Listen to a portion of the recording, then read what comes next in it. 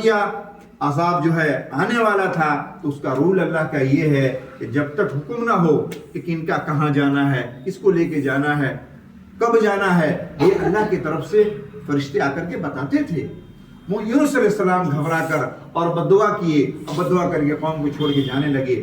تو کہا کہ یونس علیہ السلام معصوم نبی تھے، لیکن صبر نہیں کیا، اللہ کے حکم کا انتظار نہیں کیا، تو اللہ نے ان کو مچھلی کے پیٹ میں پہنچا دیا۔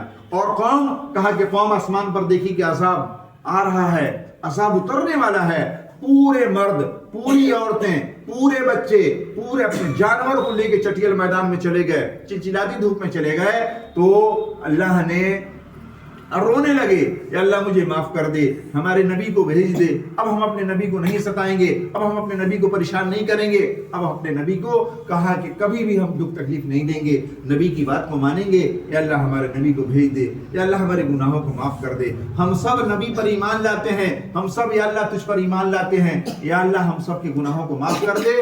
تو واحد قوم ہے، پوری قوم کو اللہ نے ہدایت دیا ہے۔ اور یونس علیہ السلام بھی مچھلی کے پیٹ میں، کہا کہ جا کے استغفار پڑھے ہیں، تو 40 دن کے بعد، 40 دن تک مچھلی کے پیٹ میں اللہ نے بالکل سلامت رکھا، اور 40 دن کے بعد ان کو مچھلی کے پیٹ سے باہر نکال دیا۔ استغفار میں اتنی بڑی طاقت ہے۔ کہا کہ ایک آدمی بہت غریب تھا، کسی اللہ والے کے پاس گیا اور جا کے کہا کہ بڑی غریب ہوں، بڑی تنگی ہے، کوئی عمل بتا دیں جس کے بنا پر میری تنگی دور ہو جائے، میری غربت دور ہو جائے، میری تنگی پریشانی دور ہو جائے۔ تو حضرت نے کہا استغفار کی کثرت کر، اللہ تعالیٰ تیرے پریشانی کو دور کرے گا، تیرے رزق میں برکت دے گا۔ تو پھر جو ہے وہ بیچارہ استغفار کی کثرت کرنے لگا۔ کچھ مہینہ اس نے عمل کیا، اللہ نے مال دینا شروع کیا، اور اس کی دعاؤں میں مقبولیت آ گئی۔ اب اتنا اللہ نے مال دے دیا کہ اب اس کو مال رکھنے کی جگہ نہ تھی، اتنا اللہ نے اس کو نوازا۔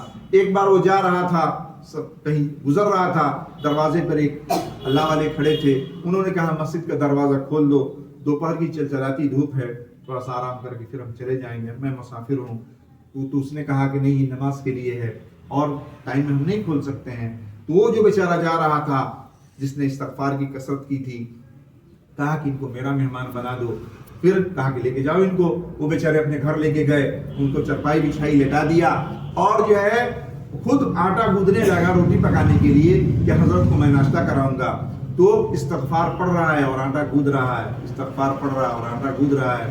تو حضرت اٹھ کے بیٹھ گئے اور کہا کہ اس استغفار نے تجھے کیا دیا ہے، اتنی لذت لے کر، اتنا مزہ لے کر تو استغفار پڑھ رہا ہے، کیا بات ہے؟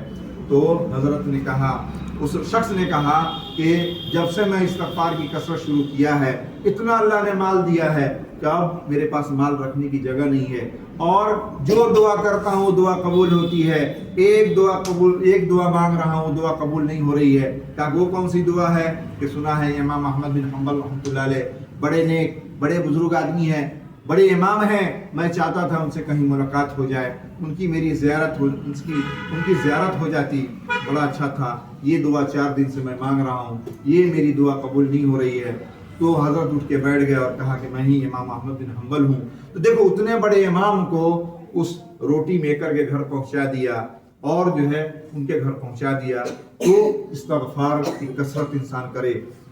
الحمدللہ کوئی بھی عمل ہو تو کہے اللہ تیرا شکر ہے، تیرے توفیق سے ہوا ہے۔ داؤد علیہ السلام نے کہا اے اللہ تیرا شکر ہے، 24 گھنٹہ میرے گھر میں تیرا ذکر ہوتا ہے، کبھی میں کرتا ہوں، کبھی میرا بیٹا کرتا ہے، کبھی میری باندی کرتی ہے، کبھی میری بیوی کرتی ہے۔ ہم لوگوں نے نظام بنایا ہے کہ کوئی نہ کوئی تیرے ذکر میں میرے گھر میں بیٹھا رہے گا۔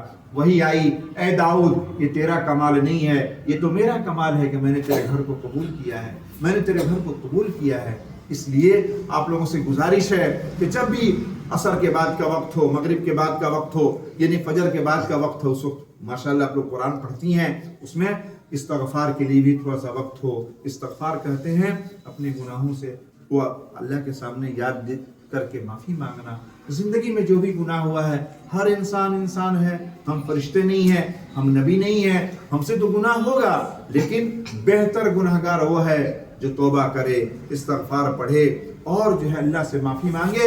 استغفار اس طرح سے کرے کہ تمام زندگی گناہ اس کے سامنے ہو اور آنکھوں میں آنسو ہو، اے اللہ میری گناہ کو تو معاف نہیں کرے گا۔